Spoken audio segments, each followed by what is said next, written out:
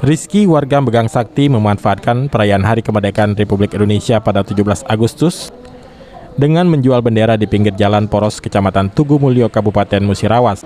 Ia mengaku terpaksa berjualan bendera setelah tamat SMA setahun lalu, hingga saat ini mencari pekerjaan belum juga mendapatkan pekerjaan. Untuk mengisi waktu kosongnya di masa pandemi ini, ia menjual bendera dengan harga bervariasi, tergantung ukuran dan bahan, mulai dari harga Rp25.000 hingga Rp45.000. Alhamdulillah ya, sedikit-sedikit jual. Oh. Dalam sehari itu berapa banyak yang beli? Nggak pasti. Tidak pasti ya? Terkadang kalau emang hari itu lancar ya alhamdulillah bukanya lah.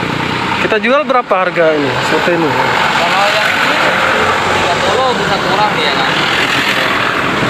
Kalau yang lain? Yang lain yang ini sekitar 40-an. Oh. Kalau yang bendera itu yang besar sendiri 55. Oh. Yang sedang 40, yang kecil 25. Oh. Gimana lagi? Nggak ada kerjaan lagi Pak.